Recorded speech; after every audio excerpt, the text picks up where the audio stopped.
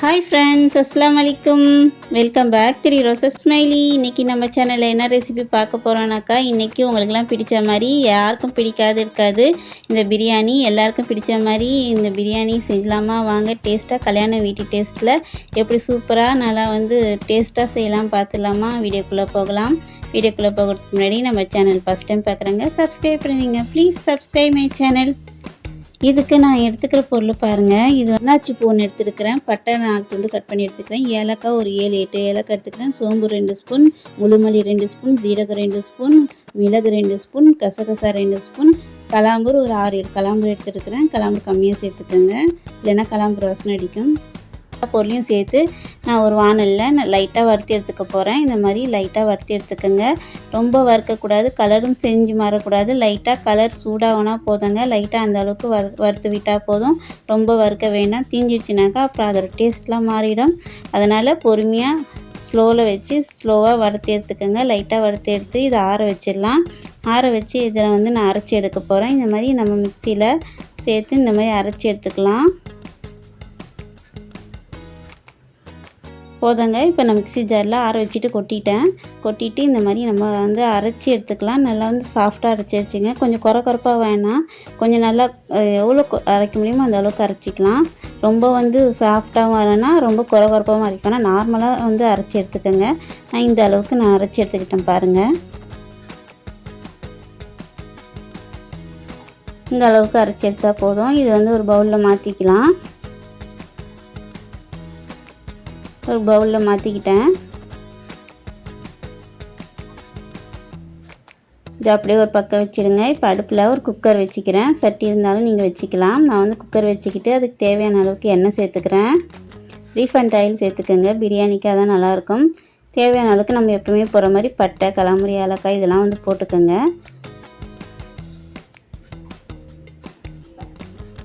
இது எல்லாத்தையும் போட்டேன். ஒரு 300 கிராம் அளவுக்கு நான் வெங்காயம் வச்சுருக்கிறேன். அந்த வெங்காயம் நீட்டு வாக்கில் கட் பண்ணிக்கிட்டு அந்த வெங்காயத்தை சேர்த்துக்கலாம். சேர்த்து நல்லா வதக்கி விட்டுக்கோங்க.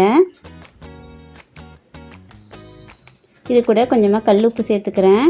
வெங்காயம் வதங்குற வரைக்கும் அந்த அளவுக்கு நீங்கள் சேர்த்து வதக்கி விட்டுக்கோங்க. இப்போ ஒரு மூடியை போட்டு அடுப்பை மீடியமில் வச்சிடுறேன். வெங்காயம் நல்லா வதங்கி வரணும். இப்போ நான் கறியை கழுவி எடுத்துகிட்டு வந்துக்கிறேன். நான் இன்றைக்கி சிக்கன் தான் எடுத்துருக்கிறேன். 300 கிராம் அளவுக்கு சிக்கன் எடுத்துருக்கிறேன். நீங்கள் மட்டன் இருந்தாலும் நீங்கள் செஞ்சுக்கலாம். நான் இன்றைக்கி சிக்கனில் தான் செய்கிறேன்.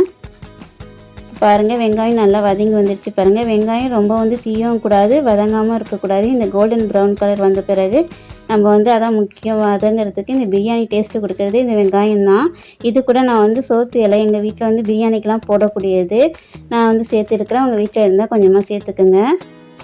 இப்போ இஞ்சி பூண்டு பேஸ்ட்டு சேர்த்துக்கலாம். இஞ்சி பூண்டு பேஸ்ட்டு 2 ஸ்பூன் சேர்த்துக்கிறேன். பெரிய ஸ்பூனால் 2 ஸ்பூன் சேர்த்துக்கோங்க. இதெல்லாம் சேர்த்து ஒரு பச்சை வாசனை போகிற அளவுக்கு நல்லா வதக்கி விட்டுக்கலாம். பாருங்கள், இந்த அளவுக்கு வதங்கினதுக்கப்புறம் இது கூட ஃபஸ்ட்டு சேர்க்க வேண்டியது நான் மிளகாய் தூள் தான் சேர்க்குறேன்.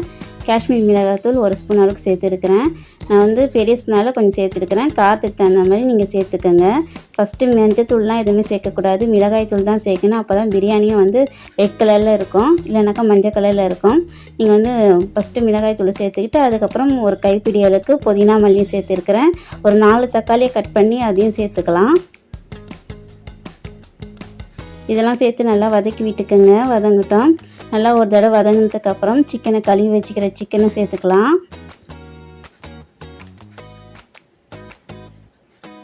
இப்போ சிக்கனை சேர்த்துட்டேன். சிக்கனை நல்லா வதக்கி விட்டுக்கலாம். எண்ணெய் பிரிஞ்சு வர வரைக்கும் நல்லா வதக்கி விட்டுக்கோங்க.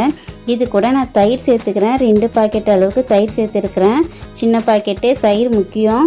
தயிரும் வெங்காயமும் நல்லா முக்கியம். தயிர் 2 பாக்கெட்டு சேர்த்துக்கிறேன். டேஸ்ட்டு கொடுக்குறது தயிர் தான். தயிர் முக்கியமாக சேர்த்துக்கோங்க. நான் அந்த வீடியோவில் தயிர் ஊற்றுறது நான் எடுக்கலை. அதுக்குள்ளே ஒரு அர்ஜென்ட்டு வெளியே, அதனால் யாரோ வந்துட்டாங்கன்னு சொல்லிட்டு நான் போயிட்டேன்.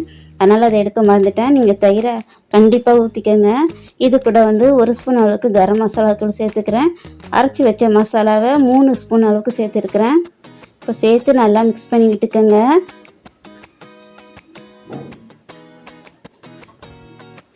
இதெல்லாம் எல்லாத்தையும் நல்லா வதக்கி விட்டுக்கோங்க. இப்போ வதங்கி எண்ணெய் பிரிஞ்சு வந்த பிறகு தேவையான அளவுக்கு நீங்கள் தண்ணீர் சேர்த்துக்கோங்க.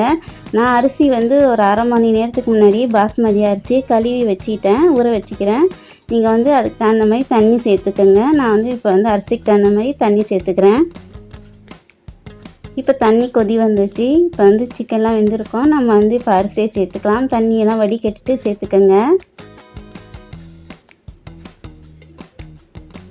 உதிரி உதிரியாக ஓரத்தில் ஃபுல்லாகவே போட்டு விடுங்க. ஒரே இடத்துல கொட்ட வேணாம், அங்கங்கே தூவி விட்ட மாதிரி போட்டுருங்க. அரிசியை போட்டுட்டு அது பிரியாணி வந்து அந்த மாதிரி ரொம்ப கிண்டக்கூடாது. அரிசி வந்து உடஞ்சிரும்.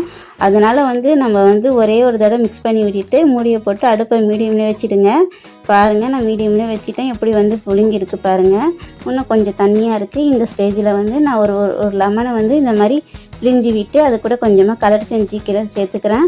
கலர் ஆப்ஷனல் தான், உங்களுக்கு வேணும்னா கலர் சேர்த்துக்கோங்க, இல்லைனா நீங்கள் அப்படியே கூட செய்யலாம். நான் கலர் வந்து டபுள் கலராக வரணுன்றதுக்காக கொஞ்சமாக கலர் சேர்த்துக்கிறேன். லெமன் வந்து சேர்க்கணுன்னீங்க, லெமன் வந்து ஒரு லெமனாவது சேர்த்துக்கோங்க, அப்போ தான் டேஸ்ட்டாக இருக்கும். இப்போ எல்லாத்தையும் சேர்த்து ஒரு தடவை டம் போட்டு எடுத்துட்டேன் பாருங்கள். பிரியாணி எப்படி ரெடி ஆகிடுச்சு பாருங்கள்.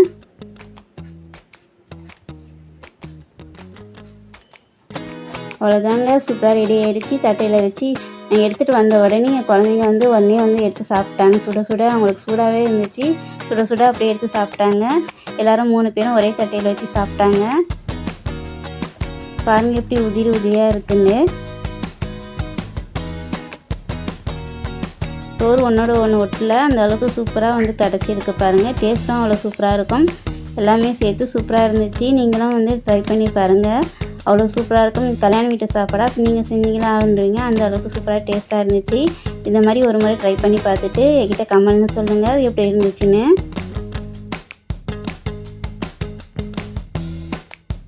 அவ்வளோதான் ஃப்ரெண்ட்ஸ், உங்களுக்கு இந்த வீடியோ பிடிச்சிருந்தனாக்கா மறக்காமல் like, share, comment and subscribe my channel. Bye.